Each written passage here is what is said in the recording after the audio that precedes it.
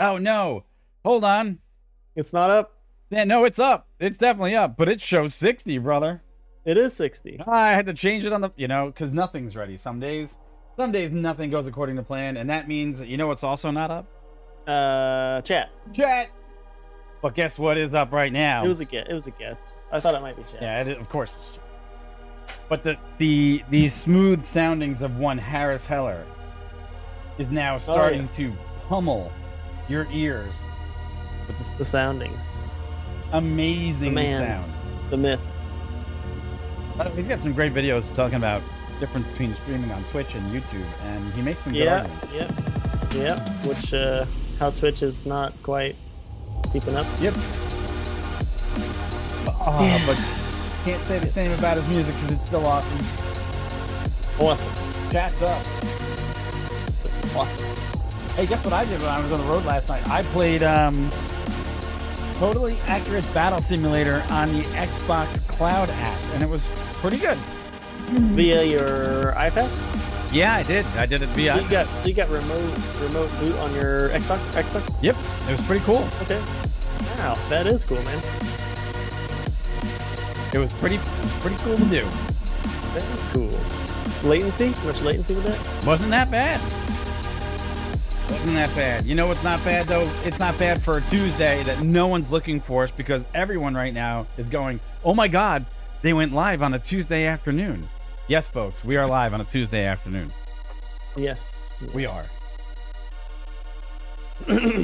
Just for you. Because, why not? Because, yep. Because, why not? All right, I'm going to call it, well, you know what? I'm going to say 15 seconds. Why not? No, I'm going to say 20 seconds. 20 seconds to be different. 20 seconds. This is so weird. I know. I don't know what 20 seconds. 20 seconds. Only because the music is just ready to build again.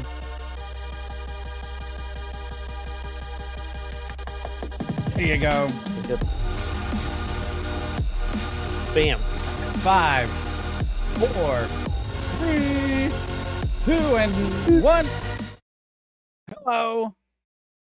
Yo. What's up, everybody? It is today is July 13th. July 13th. How is oh gosh darn it. I just killed chat. Chat's dead. Oh, chat. Chat. Come back. Chat's gone. Come back to us. Come back to us, chat. Hi everybody. July 13th, 2021. Mike and Corey with you for yet another episode of Not Your Average Show. We are on episode 60 or show 60, whatever you want to call it. Episode show. Episode, and the subscriber count keeps going up. We're almost at 275. We're growing at an incredible rate for such a small show. That's number one. So we've got to say hats off to all of you who have been participating, watching the episodes, watching the snippets.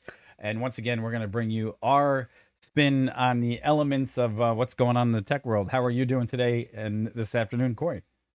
I am good, Mike. What's going on, man? Glad to be back, of course. If you guys have been keeping up track with the show, I've been out of town, but I'm back now, back in my office, and probably tomorrow over in the studio. Oh with Mike. So, an exciting studio show tomorrow. Much excited. You the funniest part is every time somebody says they're back, I always flash back to that moment. Yes, I know. John Wick, everybody keeps asking if I'm back. I'm thinking I'm back. Yes. One of my favorite. Whenever Corey says that, I have to throw that out there because, if I'm not, I'm not a huge John Wick fan either, but it's just one of the best lines ever. So, it's an earworm, they call them. The who? An earworm? Earworm, right? Yes, earworm. Oh, God, earworms. All right, so what do we got for you for earworms today? We've got, first of all, Whisper Aeros making noise in what's going to be the electric market. There's something to discuss there. Kind of strange, but interesting at the same time. Obviously, we have to talk about Virgin Galactic and Richard Branson's record-breaking and historical, by all means, taking the first commuter flight into space, which is pretty spectacular. Going to touch a little bit on the Tesla hatchback and what it really means towards the EV market. And then lastly, the Lotus Emira, I hope I'm pronouncing that right, but I think I am, which is going to be their final gasoline-powered vehicle into the entry of the sports car market, but it is absolutely and totally drop-dead gorgeous. Have to say this with zero caveats, it is absolutely one of the, I think, most beautiful cars I've ever seen. So if this show goes well enough in 2 years, maybe, maybe not. I don't know.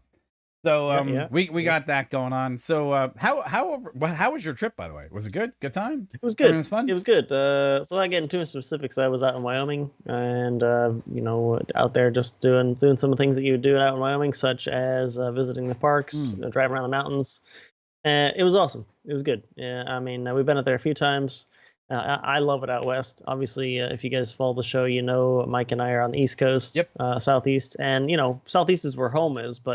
But I've been through doing some work when I was younger, and then obviously for vacations out west as well. And I mean, love it out west. The mountains are awesome. So have a great time out there. Always hiking around, doing enjoying the outdoors. So but yeah, back in the flat, basically no elevation area of Florida. So but that's the way it goes. So yeah, and returned, was out of town when Hurricane Elsa was perusing the area. So I know, but it wasn't that crazy. If you guys are from Florida and you've been through hurricanes, when people that aren't from Florida ask you, "Oh, how's that hurricane? How you doing?" It was a Cat 1, right? And you're like, yeah, Cat 1s are like whatever. It was an afternoon storm, honestly. Like it really wasn't that big of a deal. Not really anything. So yeah, we got back here and our house is completely the same as it always is. There's no imperceivable differences that anything happens. So I was trying to throw in a nice segue there between Elsa and Frozen and be like, well, and Disney, because one would think, it would have, but I couldn't on the fly. I was like just racking my brain. And one of the nice things is Corey was actually out in a section that I used to fly when I serviced the United Express territories out in Denver. We used to fly out to Wyoming and some of the places where he was. And so it's almost like I've been there a bunch of times too. Just miss it, but I don't know, whatever it is. Okay. Yeah, the same. Yeah, it's great. But the worst part, I guess, is every time I go out west, I dry up because being from the Northeast, I was used to cooler, drier temperatures, and then once you come down to the southeast, and you're like, oh, your body sucks up all this moisture. Then the minute you go someplace else where it's like 20-30% humidity, it's like suddenly you're just dust and skin. That's a thing we deal with every time we go out there. Every time our skin dries out, and honestly, which I know too, your nasal cavity will dry out if you're not careful. And and people are like, "What's wrong?" You're like, "Well, I can't breathe. It's way dry here. I'm just not used to it." So. I can't breathe. But. Exactly. It's horrible. All right, so enough about us. Let's crack into something that's going on.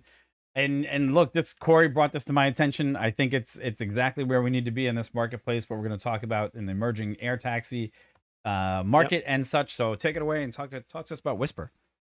Sure.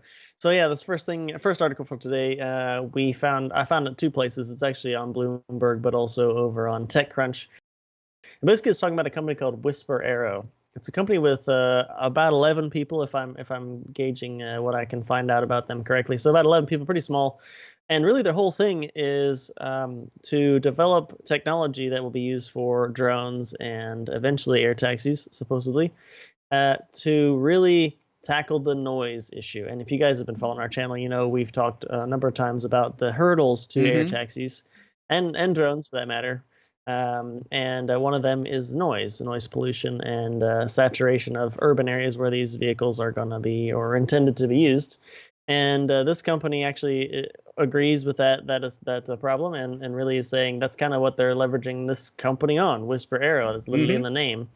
And so they're like I said, they're really kind of going after drones first. It seems they do have some talent there. There's a former NASA engineer there. They have some connections to Uber Elevate, so some talent there. But really, they're going after the noise part. And I'll kick it over to Mike here in 2 seconds. But really, I wanted to kind of say right off the bat too, because one of the things we saw this and we're like, okay, interested. Tell me more about Whisper Aero. I cannot find anything about their actual tech, and it seems that that's on purpose by them. They don't seem that they have the patents far enough along that they would be willing to kind of let their IP out in the public knowledge, which is understandable, right? But all we can maybe gather is there's one quote, and then I'll kick it over to you, man. But it says, now I gotta find it again. Of course. Earworm. Yeah. Geez, here I am talking about other stuff, and I'm like, oh, I want to say this one thing. Where is it? Basically, I'm trying to find the quote, but I'll kick it over to you. But basically, it's something to the effect of the quote says that everybody is operating in this space in the Mhm. propeller age, and we are to push everybody into the electric jet Electric jet age. age. It's a quote very similar to that. No, So if I I find the think you were actual quote, spot I'll read on. it to you. But I basically, think you were that's what spot they on. say. That's basically it. So that's really our only hint on whatever they're doing, technology-wise, that they're kind of going after the electric jet age. So maybe an electric ducted fan with some changes Don't know. on something. But yeah, what do you think, man? What's My what's your first take? take is that they're, if you go to their website, and you and I just discussed this before he came on, is it's very, there's no real information there. They say that they basically have their Footprint Coalition, the Connor Capital, Abstract Venture, Kindred, and a couple others, just like you mentioned in your article. I guess the biggest thing is that we've mentioned it before, that it's great to have all these ambitions about what you're going to think about the future of the air taxi and the eVTOL market, and especially drones. However, 10 of these things at 1,000 feet over your neighborhood will be just as annoying as a 747 on final into JFK, real short term. It's like it's not going to be a thing where people are going to want to have that same level of quote unquote harassment, right? So obviously, Whisper Aero is looking to capitalize on that, and I think one of the other things that you did mention, and if you find it in there, is that they're looking to bring this temporarily at the level, I think, of the drone market, in which they find that drones Yeah. make too much noise, and this is one of the places where they want to make their biggest impact. However, it doesn't change the fact that big on like, hey, look, we've got a couple of articles out there, and we're formulating our technology, so on and so forth. This is what we've got, but not so big on the fact that they've got targets, right? One Mhm. interesting thing is that they're taking some of Iron Man's money here, because Robert Downey Jr. is also part of the Footprint Coalition, and he is part of their Mhm. backing program to make this happen. Now, you can throw enough money at a problem, but is this necessarily a problem that's going to be fixed by what quote unquote is going to be your thoughts on a electric turbine engine? Because they kind of already exist in the RC world. Um, it leads to me really seeing what their solution is, and what I mean is by reading what I can find out about them, they aren't saying that whatever they're working on is going to be something that's so silent you won't hear it. What they kind of seem to say is they want to integrate whatever the noise signature is, maybe the tone or the frequency or whatever they end up with, into the background noise of an urban area, right? So maybe the volume and the frequency and maybe the tone, whatever, how it works out to something that would just kind of slide into the normal noise you already hear in an urban area, and in which case it would not be as much of a nuisance as some Mm-hmm. drones can be. If you've again, maybe you're watching our show and you haven't had a drone fly near you or above you at 100 feet, and they're pretty perceivable. If the wind is in any way not Oh yeah, masking the drone, you can look up and you can tell. Oh yeah, I can I can hear clearly hear that of drone flying course. up there. Now take that and make them a little bigger and make them hundreds of them, flying all over the place, delivering things or cargo or something Right. else, of that nature. And we're not really even into air taxis then, but something even like what Mike's showing Yeah. there on screen. These this That thing makes a noise that if you know what it sounds like, you're gonna recognize Yeah. it. Even at night, if it flew over your What house, the you're like, hell is well, that? there's a drone above my house, and I don't know where it is. But so I guess that's where I'm going with what they say. They seem to say that they just wanted to kind of meld into the normal urban Sure. sounds.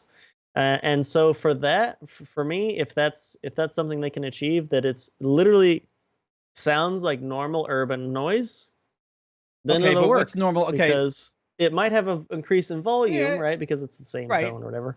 But but I think the average decibels, though. having been around electric ducted fans before in RCs, like Mhm. you mentioned, they also have a Sure, sound but that is that. average street So noise, I think, is like 58 decibels to like 70 something decibels is average street noise, depending on if you're mm, a New York City street or if you're in an average, urban yeah, environment, yeah. right? Oh, of But if you course. walk, Yeah, right, if you suburban. walk out Yeah. in my neighborhood right now, the average noise level is probably around 50 decibels, right? Wind through trees, maybe some Mhm. delivery trucks, It's it's it's way lower. lower. Yeah. But look, Yeah. and what I brought up on screen just before this was this whole thing about these vortex fans. Like, there's already, you know, air turbines out there. You can go out and get a hobbyist grade air turbine Hmm. it's quieter, and I can tell you it's much quieter because compared to its Yeah. propeller driven counterparts, it is extremely quiet.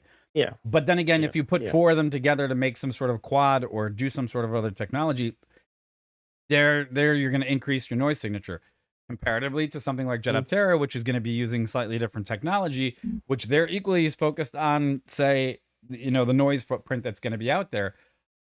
Joby has said that, one of their main goals is to be quieter. So is Archer and all these others, but Mhm. Yep, the Volocopter, they all yep. say it, but are they going to be able to deliver? And I think before you flood the skies again with all these things, you have to think about the noise. Yeah. So I guess the takeaway here is this might be a company to watch, depending on really what product they have.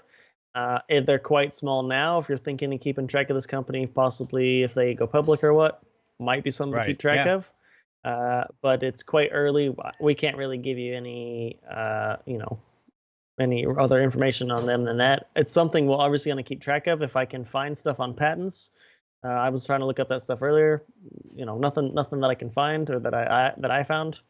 You will let you guys know because, of course, this company literally in the name is founded on one of the major components and things that we think might hold back air taxis, which is sound. So we'll keep track. We'll see what happens. And hey, good afternoon to you guys as well. James just had a chat there and comment in chat. So good afternoon. Yeah. We'll see what they do. I think one last thing that I just want to tack on there is that about 7 to 10 years ago, the big thing for larger helicopters were to change to a dihedral tip design that was supposed to reduce the signature of the main rotor blades and help quiet down things. And even Airbus went after that as a major attack feature for all their new developed helicopters that were coming out. However, it looks like, again, noise is going to be the factor that people are going to be focused on. So yeah, I wonder what their investment dollars are going to be like. Hey, I wonder, obviously, after they produce their first drone, what their S-Pack is going to look like, because that seems to be the normal footprint for people to follow. So, and speaking about follow us. Got another follower? Subscribe and follow, guys. We appreciate appreciate that. Yes. And any chance you get a chance to share us or like or follow, we appreciate it. So thank you very much. Yep. All right, let's what do we didn't really discuss the order, so I'm just gonna take it from Super Sexy. How's that? Yeah. All right. Do it. Yeah, this thing is awesome. Okay, I just have to say that there's rarely a vehicle that comes along that really gets me excited. And the last one I think is going to be the latest generation of the Corvette. Obviously, the Tesla's got some beautiful designs out there, but design beauty in automobiles is just something rare where you might hit that mark, which is adequate power, beautiful body, good all-around performance. And it seems like Lotus is going directly after that with the launch of their 2022 Lotus Emira, which, to be quite frank with you, is not really worthy of being called a Lotus. And I know I'm going to catch some flack for that. And what I mean is they've gone above and beyond in the car design. This thing looks like the Ferrari killer, okay? No joke. Now, here's the thing. Here's what I'm really excited about. First of all, it's got gorgeous looks. The side profile of this takes from their latest generation supercar. At the same time, they're going to be ditching their entire fleet, so they're going to only offer 2 models. It's going to be this and their supercar, okay? Which I forget the name of it, but it's kind of taking its keys from that, right? It's actual looks. But the nice part is they're targeting the Porsche. Well, I guess it's the Porsche. What is it? The Cayenne, not the Cayenne. What's the small one? The baby one. The old Boxster with that roof on it. It's Cayenne, right? Yeah, I think so. Right? They're going right after that market. They're looking at a turbocharged 4 producing roughly 340 horsepower, or a supercharged 6, which can produce 400 horsepower, and they're going to put it inside of a body style of something that's going to be roughly $80,000. Okay, now at launch, if you could do that and make this car come out for that price range here in the United States of America, I think you have an automatic seller, because the beauty of the looks of the vehicle itself, okay, just the way the car actually looks is phenomenal. And look, you're a car guy. What's your feelings on this thing? The beauty of just the outside design and skin. Yeah, so looking at stuff like this, first off, Lotus has some great lines. Usually, they always like that, how classic a Lotus looks. It's cool. It's really nice to see that this is going to come in at like 70 to Hmm. 80,000. So it's going to be something that won't be, as we said, super car range. That's going to be so expensive like crazy. I mean, you mentioned cars that really excite you. That Rimac, the Nervera that had all that crazy technology. That stuff excites me. The tech, the pushing the boundaries of Right. the tech that can enable cars to do things. But obviously, there is something to be said for me about being a car guy that just looking at older kind of classic designs that don't have all the tech. It's kind of plain, kind of simple. It's just a car that just is its purest form as a car, a sports car you want to drive, and that's a lot of Lotuses kind of give that Right. me that feeling. Going down through this article, I'm looking for some specs that kind of back up how nice this will be. I'm looking down here. The only thing we know about weight is they said they don't have any detailed weights beyond the claim that the lightest version will be Oh, 3,097, so under 3,100 right. pounds. Um, and I'm looking, basic wheelbase. It looks like it's going to be kind of a nimble little car that's going to be pretty awesome. And as far as the lines, like you said, it looks really good too. If you're into Lotuses, you may also remember some of the earliest Teslas were built off of Yes, it's also true. Roadster. Yeah. And so the backside of this new Lotus reminds me a lot of what the new Tesla Roadster Hmm. would look like. I'm not saying anything other than that because it was just happenstance. I don't know. I don't know anything else other than that, but they both look quite appealing. And yeah, this car's It's something gorgeous. definitely to keep an eye on because it's Well, look, super I mean, cool. look, Yeah. the best part, I think the best part of this entire thing is that they're going after the right numbers, right? And when I mean the right numbers, what I'm saying is what James just said in chat is that Hmm. they've got a Yeah. Toyota Yeah. sourced V6 supercharged, which means the thing is going to be virtually bulletproof, right? They're not going for Hmm. supersonic horsepower ratings here, so it's going to be drivable. Hmm. And the nice part is it's going to be right Yes. at the price point where you're gonna actually look at it as an affordable entry into the exotic sports car market and be Exactly. somewhere not in the same place as say a Porsche just pulling up in your Cayman and being like, oh, okay, great, right? Like your Hmm. Cayman Turbo S. Yep. So that's Yeah, literally at yeah, 70,000, you could go for like a decent Corvette or a Lotus. right, It depends right. on your style. And honestly, don't get me wrong, I love Corvettes. This intrigues me. I'd be like, well, Mm, you I'd be know, hard pressed if you I don't said, know. "Hey, look, you could get this or a new R8, right? Or something like a lower grade, maybe I don't know, Lamborghini." This to me is more appealing because A, it's not a fortune to own or operate, which is number one. Yeah, Number two, yeah. it well, I'm gonna go to B, not number two. Number two, it's a GT, right? It's a GT category car, which means it's not gonna be a track day monster, which I'm sure you could Hmm. probably track day it all, if you wanted to, but it looks like it's going to be more for, comfortable cruising everywhere.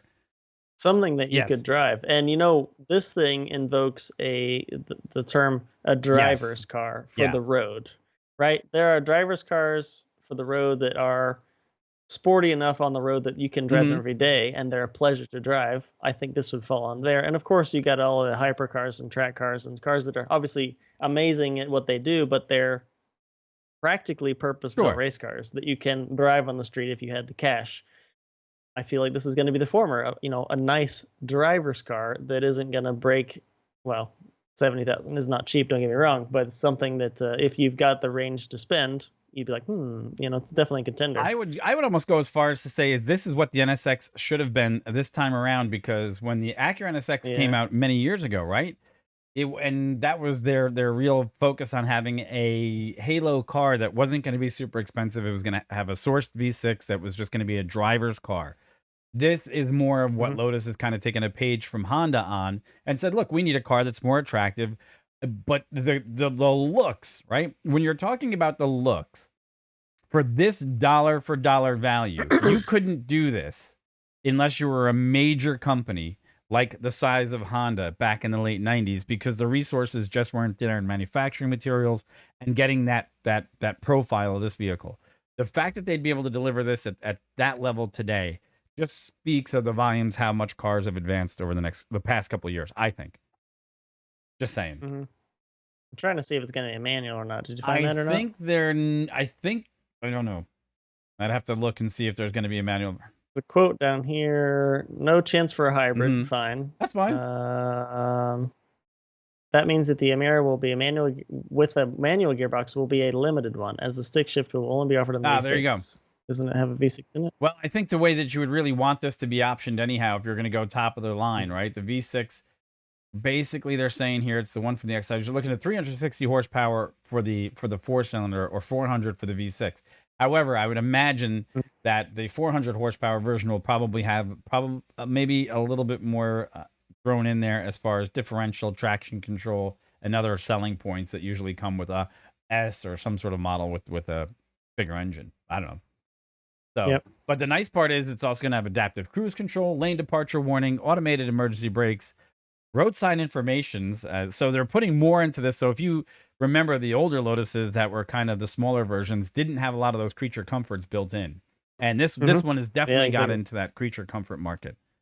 Yep. So that daily drivability, which is going to definitely appeal. And I mean, I just saw also, I don't know if you already mentioned this, but that 2-liter 4-cylinder turbo that we talked about, that's an AMG engine. So one of the AMG engines that I think we can't get, but there's a lot of them in their hot hatch area over there. And right now they're presuming the V6 of this will go 0 to 60 in about 4.5 seconds and have about 180 mile an hour top speed, which basically is what else do you need on today's roads, right? I'm with you, man. I mean, this. Yeah. Sure. We all sweat we all sweat the plaid, right? But I can't do a quarter mile in 9 seconds anywhere legally. And a 0 to 60. Yeah, and daily thinking you're going to be safe. Yeah, no, you're not going to be able to do that. So James also said they didn't have any creature comforts in them. No, none of them did, the early Lotuses. So yeah, it's just straight car with engine. I mean, it drove great. So this is my new 2020 drool car. It would be if I had $70,000 in my pocket, would I go in and get this, or would I go in and get a new Corvette? And it would be literally, I'd have to. It's this for me, honestly. I mean, I don't, like I said, Corvette. I love Corvettes. Yeah, I don't know. I think I'd want to see this, how it turns out when it's actually out, how it drives, how people like how it drives. This would be something I know some people have said on the channel before, it would be nice if you guys could do car reviews.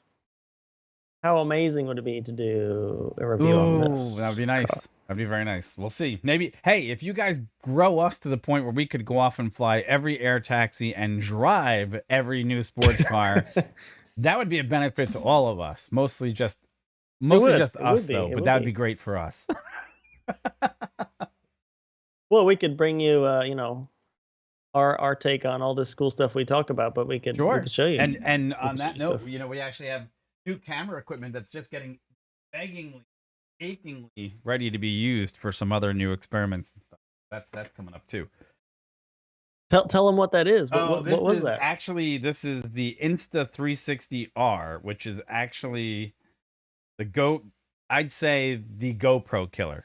So this thing's got a couple little features to it that we're looking at for a possible car thing coming up in the not distant future. It's got 360-degree lenses. It's also got a 1-inch lens. It's got so much, but we'll talk about that later. Anyhow, hey, like, subscribe, follow. We got more to talk about. And hey, which one would you pick? Because this has got some square competitors out there in the car market. There's so much to be talked about. And we've also going to have to update recently the news about the new LMDH, right? Or is it LMHD? Oh, the new specs that just came out that everybody agreed to. So that's going to be something we're talking about later on in the week. But lots more news to come from that direction. But good for Lotus. I think they're going to have a home run with this one, and I think they're finally going to get that big, massive impact that they should in the lower supercar market. So cool to them. All right, so now we got to really. Where you want to go? You want to stick? Do you want to go? Well, we just did a car. We could continue a car and then head up with Virgin Vienna. You, sir, have by all means the opportunity to take the floor with well, you know who, Musk and Company back at it. Cool. So yeah, the next one comes from, and actually you can find this in a few places, but we just chose one from Tom's Guide this time. It's talking about the Tesla hatchback. So if you've been kind of keeping track of EV stuff, Tesla's been talking about a hatchback for a while. This is a little bit more news on that, and basically it says the Tesla hatchback. It's supposed to be $25,000. and have some decent range. We'll get into it in a second, but basically kicking it off, it looks like they're saying supposedly it's going to be coming out in 2023. Something about Tesla hatchback. If you know anything about Tesla's timeline, or rather Elon Musk's timeline, the timeline is a giant asterisk next to it. So 2023, we'll see. But as we know, Tesla's kind of, as a company, kind of gone really expensive cars, had some buyers for that, some success, and then used that money and some other things, right, to make it through to get closer to the mass market EVs, mass market battery powered cars. And this kind of is going even further down that line to make things cheaper, to say that supposedly the hatchback would be a $25,000 car. Some notable things here. We can probably expect it to have decent, as we say, like Tesla styling. If you're interested in like the Model 3 or Model Y kind of styling, this thing will probably have something that's kind of like that. If you like that kind of styling, I would probably guess it'll have also a bit of minimalistic interior if you're also into that kind of stuff. One thing also that Elon has said a few times in the past is that he doesn't see anything with less than 250 miles of range as practical. Like, he doesn't. It's something that he, literally quote unacceptably low mileage, like 250 miles. So we could probably assume it'll have better than that. That probably also is something that would be something that they can do, because they're still working on that new battery technology. The next version of their battery cells, which will have better battery density. So that's probably something that certainly be able to do. And yeah, I mean, I know there's a few other things in here, but I'm sure there's some stuff you might want to say. You got what do you? For me, I just flashed up. I did. Inside EVs had a picture that they made as a rendering of it, and the big thing is Tesla's done something that a lot of people have struggled to do. You can enter into a marketplace with a low value car and then move yourself up market, like basically a Honda did, or a Kia, or a Hyundai, Toyota, so on and so forth. They've all entered in different places in the marketplace and then slid further higher up in the marketplace. Tesla has gone top down, right? Totally different. They started with basically a Halo car, which is their four-door sedan, saying that it could do everything. Actually, wait, I correct myself. They started with a Roadster, a high-speed Roadster, and then they went four-door, blah, blah, blah. So they actually started in the opposite direction. In order for Tesla to survive the onslaught of what's going to be every other EV market or every other automaker getting into the EV market, they're going to have a successful baseline entry vehicle. Not that they're going to get pummeled and, moved out of the marketplace completely, but this is where they really need to stay in order to make them I'd say a Toyota, a Volkswagen. Give them that long-standing power. I mean, Tesla's already a giant player in the marketplace, but yeah, like you said, this is going to really solidify, boom, like you could see even more Teslas. I mean, Tesla Model 3 and Model Y, they're still not cheap cars. Not at all. Right? For somebody who wants an EV and is like, I really would love to have a Tesla, and you're just looking at it like, I can't afford a 3, I can't afford an S, I can't afford a Y.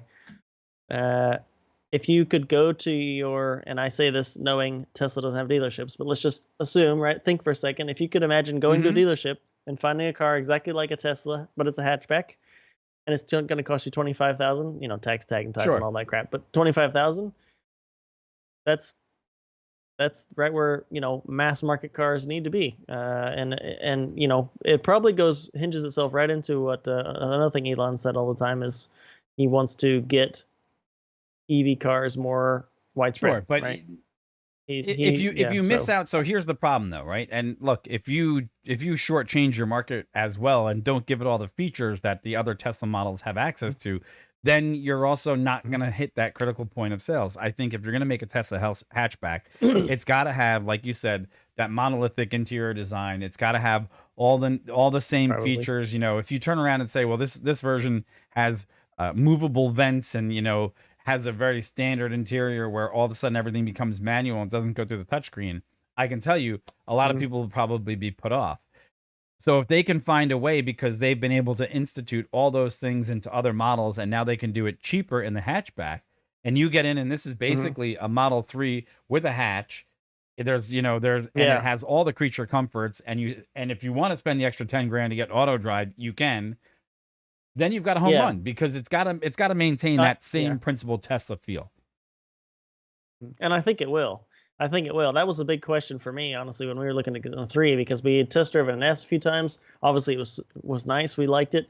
But then, they kept talking about this minimalistic feel now. It's going to be a different cockpit, a different, inside, but it's still going to have a lot of the Tesla features. And it's like, well, okay, I don't know what that really means. I mean, Sure. okay. But then ended up liking it a lot. So, yeah.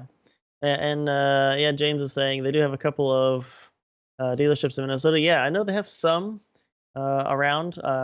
That's actually a whole nother conversation. How some states you can't even have a dealership in that state, or you got to buy your Tesla and bring it across the county line, or across the state line to back to your home state. But they but opened one. They opened one here in yeah. Meriden, Florida. They just put in a big one, and that only makes sense. Yeah. Oh yeah. They put one in there because obviously now that SpaceX has got a footprint here.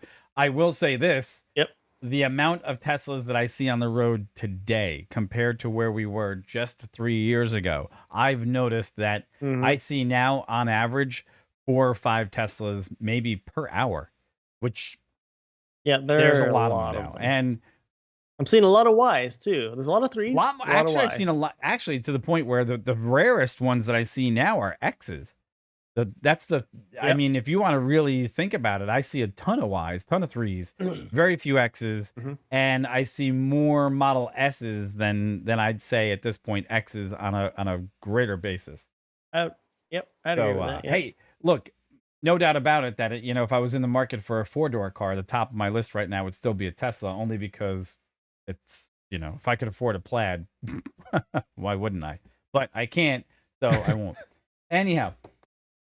I would go for the Lotus. But it's a 2-door, so it's different. It's a Well, different you know what? The only problem with the Lotus is, will it baby? But by the time I'd be able to afford the Lotus, my son would probably not need to be in a special chair. So hey, you need a baby seat. Hey. So it'd be great. He could just sit in the front seat and be like, hey, check this out. Now, I couldn't take my wife and kid in the car at the same time, so I'd have to figure that one out. But here's to hoping. So those are Lotus problems, right? Lotus problems. I'd have to find a way to justify that, because it has to be able to baby. So there you go. Well, we got more to talk about. If you think the Tesla hatchback is going to be the one to make Tesla that huge market success that we know they should be at this point, let us know. Or if you hate Teslas, let us know that too. Or if you that's because good. Hey, it's just nice to know that they have the opportunity to reach into that marketplace. And especially with all the new EVs out there. So good times for Tesla. Yep. And some of these renderings, I'm actually just going through and looking, and they're actually gorgeous. It looks like I really like the Mazda 3 so much. When we bought our 4-door Mazda 3, but it wasn't the hatch, I thought that was really, really, really beautiful car. This one, I think, takes it one step further, which is fair enough in my book. So, hey. All right. So now I guess we have to go on to the final discussion of the day, because this one, well, we hit a milestone. We talked about it early. And this is more of just an open discussion, because there's so much to cover about what's happened in the space market, which, unless you live under a rock, the easiest thing to say is, well, they did it. Virgin Galactic did send Richard Branson and a few other people into space, which did you watch it? I watched it live, and I was pretty impressed. I watched, I watched it. I didn't watch it live. I literally watched it live from the point when it was already on the ground. I was doing some stuff I couldn't, but basically I rewound the video and watched it basically live. So yeah, pretty much watched it live. It's there was some problems getting some video in the aircraft itself, like during the live launch, but we saw a bunch of video later. They were out of their chair, floating around doing the normal thing. I could get specific here and talk about, where the Kármán line is, where space actually starts, and the fact that they didn't actually go that high. I've heard that comment from multiple people, like that day. I heard that from people like, wait, how high did he go? And we talked about it, and it was like, well, Kármán line is 62 miles. That's actually where, space starts. They reached 53 miles. So look, 10 miles, right? So, but looking at the big picture here, right? This is something that's been going on a while for Virgin Galactic. I think it all started back in even the Go ahead. What that I'm trying to think of what was called that competition they had. Well, I thought it was SpaceX. I thought it was SpaceX was the competition, wasn't it? Yeah. Now it's hold on a second. now, but there was but anyway, I'll find it for you. Yeah, it was SpaceX. Yeah. It was the SpaceX top SpaceX competitors. It was an Yeah, the X X Prize. Prize, Yeah, right? yeah, one of those. Yeah, yeah. Yeah, that's geez, I'm like, X what the Prize, hell? Yeah, something but like that. anyway. Yeah, so but anyway, it is gonna open up obviously the viability for space Sure. tourism. You know, what some people may say, you know, you'd rather go up and do an orbit around. That's not something that happens with this. If you guys didn't watch it live, they were up there for a few minutes in the actual zero G environment. And if you are curious, supposedly about a quarter million for a seat for you and whoever else Elon can Musk, go. So, he's going. but yeah, well, He's yeah, going. yeah, yeah. Go Well, no, ahead. I You mean can talk Elon about it, Musk yeah. is going to go. Well, here's the difference, right? Here's the thing for me. This opens up the average Joe's opportunity to go close enough to space to call it space, right? Hey, if you want to get over the Carmen line whole conversation, by all means, you know, you can have at it. But I haven't built anything that can go 53 miles in above the Earth's atmosphere. Of course, You of haven't either. course. And the only way schleps like us are going to get on that thing is if we pay, right? So whether I get 53 Yeah. miles or I make it the extra 10 miles, because look, to get down from that other 10-mile environment is a lot more work because suddenly you have to worry about firing thrusters, your entry point. You know, you physically have to force the thing back down out of space because it'll float Mhm. pretty much in that space environment. I think depending on the weight of the aircraft and what velocity you're going, right? So what goes up must come down. This thing was phenomenal. Did a great job. Yep. But Yep. hey, for you and I and everyone else involved, what an achievement, because I'd like to see the view from Yeah. Oh yeah. 53 miles up. I think it was the apogee was 278,000 feet. Now, what was a more Mhm. amazing to me though was the ride, right? These guys got. The ride. If Yeah. you guys are a fan, I hate to say this, but the $6 Million Man, right? The opening credits to the $6 Million Man is where they drop the rocket off the belly of the ship, and this thing goes right, shoots off. But unfortunately for Steve Austin, it doesn't turn out that well. However, for the Yeah. riders of this adventure, man, to see them hit, I think it was Mach 2. There was near Mach 2, and then they go almost completely vertical. The ride that must be for three things. Number one, you're on a completely rocket-powered vehicle. Number two, you get dropped from another airplane. Number three, you hit Mach. And number four, you then go vertical. That's worth the price of admission, and then you end up 53 miles over the planet. What could be a better ride? I can't think of a better ride. It's got to be It pretty has cool, to be. yeah. So yeah, I mean, they're gonna do more of these, and as you already said, yeah, Elon's supposedly got a ticket. So which obviously that's making news all by itself, of course, because you know Elon is Sure. SpaceX, and now he's not gonna he has no plans to go up on a SpaceX, and he's gonna go instead on the Virgin Galactic starships or spaceship too. So, but I mean, hey, I think that's great for him too, it's right? cool. Here's the bad part, Yeah. though, right? So the bad part is though, when they turn around and announce this news, I guess Virgin Galactic fell 17% after it got Yes. set to sell. Yeah. I think it was 500 million in Yeah. stock following Branson's successful flight. Which, what goes up must come down, kind of sucks. But I understand that this is the starting point of them making more money long term, right? So that's I guess the takeaway from that. That's where I'm thinking. Oh, okay. Mhm. Because Yeah, no, I'm just reading about reservations here while you're talking about that. It just looks like okay, if you don't know, it looks like it has 6 seats on the vehicle, actually on the spaceship, and supposedly the company Virgin Galactic has about 600 reservations for future flights, all over the 200,000 to 250,000, or all over or between 200 to 250,000. okay, quick So, math. somebody says That's $150 million right off the top. yeah, yeah. So, yep. They're gonna keep going, and they looked. I mean, they've been doing these tests for a long time, so it looks like it's fairly safe, obviously. Yeah, we'll see a whole bunch of people obviously go on it too. We'll probably hear more stuff in the future. What celebrities have been up on it and all that. But and then of course I think when is it for Bezos? He's coming up on, I think, too, the in, 21st. 2 weeks. I think he's the 21st. Yeah, so that's literally next week. So that's another. Obviously, he'll be up on his own vehicle though, not up on Virgin Galactic, but it's still something pretty cool. But obviously, as a recap, Branson beat out old Bezos to orbit. So, or not? Well, actually, not to orbit, to space. So, So here's the thing, though. At $250,000 now, right? 600 entrants. They get they get $150 million to play with roughly in revenue that maybe they burned through or not. I don't know what they burned through as far as those pre-orders of what has gone into capital to make this happen. I wonder at what point, maybe 10 years from now, we're talking about a ticket to do this for $25,000. Yeah, that was actually the next thing I was going to go at, was with all these prices and floating around. These is obviously, as we talked about before with other things, these are early adopters.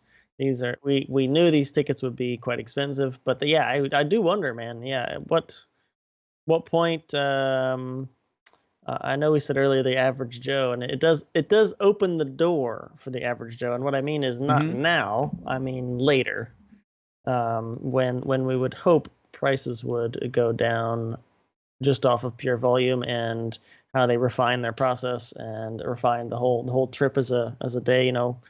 And yeah, I don't know what I mean. What I guess that's the thing too, chat. Like anybody watching the show now or later, what would you pay for a ticket on this ship realistically? Right, we're not talking $10. I mean say something what that you think you would pay and that they would accept eventually. I think 25,000. For me, I'm going to offer my answer right there. 25,000. Now here's the deal, right? 25,000 means they've got to run 6,000 people through there annually to make $150 million, right? And at that level, does 6,000 become a feasible amount? Because let's just I want to do some quick math here and just run it through 365 per year. That means that they've got to do on average almost 2 flights or 16 people per day.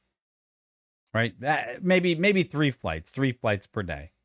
And that's not a tough schedule, because I'm sure at the time that it's, to do this, once they get this system perfected, maybe they could do 3, 4, maybe even 5 flights per day with multiple aircraft. And at that level, you're talking about, if they could service 12,000 people at that rate at 25,000 per person, they're looking at $300 million a year. Now, obviously, I wonder. Yeah. Well, and then we have to go through the next variable, which is how many days will be scrubbed for weather, how many days will be scrubbed for maintenance issues, and technical, so on and so forth.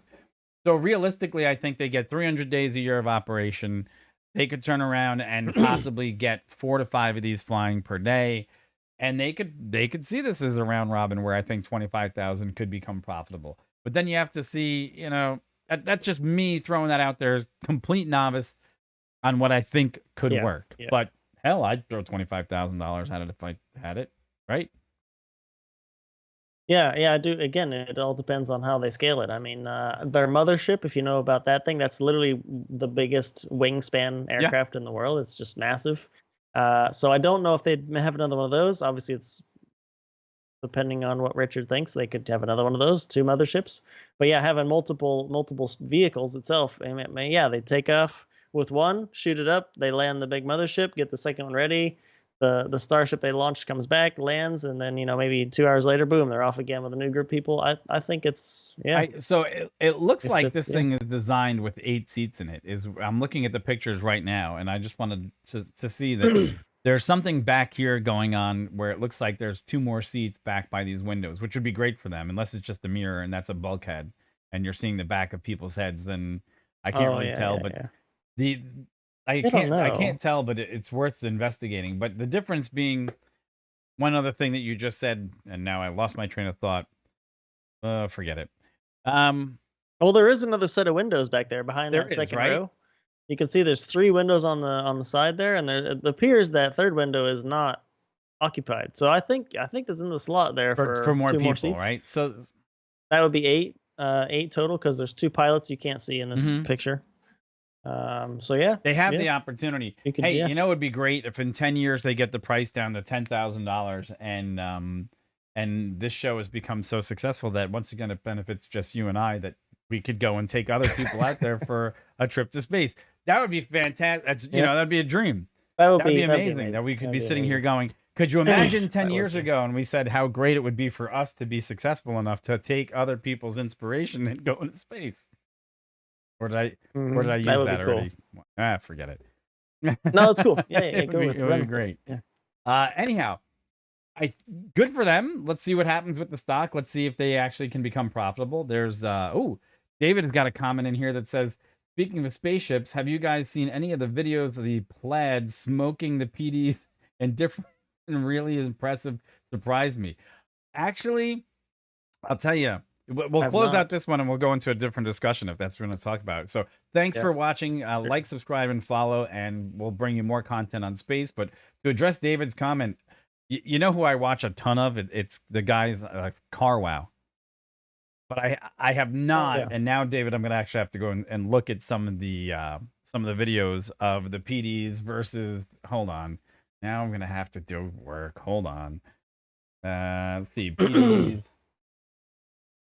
Okay, this.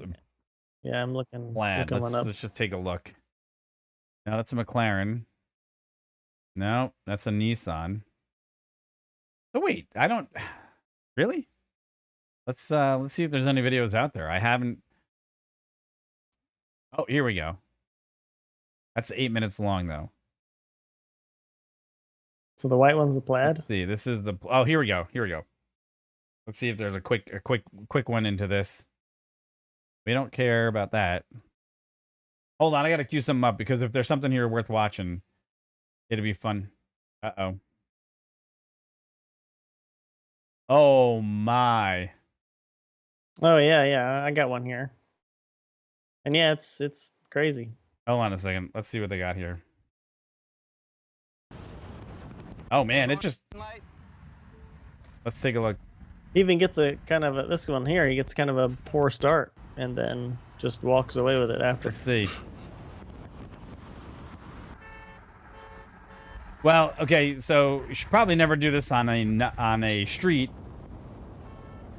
Yeah. The speeds at which these guys are doing this is gonna be pretty dangerous. So it looks like it just walks, basically. Mm-hmm. What I really want to see is one where they do it from the guys from Car Wow. They get two of them side by side and they have fun with it, because that would be more interesting to me to see them in a controlled environment where they can actually do this. Because if you haven't ever watched Car Wow, which I assume most guys that are into cars do at this point, they usually take some strange combination of vehicles, but usually equal horsepower from different brands. They go out there, they race them, and they're fantastic. And what's been really impressive is how the Teslas, they regard them from 0 to 60 as being absolute monsters. But the only problem where they lose against naturally aspirated counterparts is top speed of about 155 miles an hour. Which, past that, but they walk everything else just literally gone. Like, disappear. So that's one of those things. But great comment, David. And if there's something else that you want us to cover, let us know, because there'll be more material that we can actually look at from people like yourself that are subscribers. We enjoy all the comments. I think you commented on a couple other things that were out there for us, and we greatly appreciate your participation. Thanks a lot for chiming in. Okay, it's it's a Tuesday, and it's about to call it a wrap. It is. So thank you everyone for participating. We appreciate it, and we look forward to seeing you guys tomorrow at the standard time, and we'll do a live studio presentation for you. Okay. Yeah. Sounds good. All right, everybody, take care. Have a great one, and we'll see you real soon. Take it easy. Bye bye. Bye. Bye. Still slow outro by Harris and Company. Just rolling up. Just got to get that outro going. You know, I should probably. You know what I should do? I should put it into studio mode, because I could probably cue it. Because you can't run two scenes at once, but I can if it'll start playing when I start that scene, which would make it better. OBS, the tricks we have learned. Yes. So much. All right, everybody. It's Tuesday. We're done. See ya. Bye.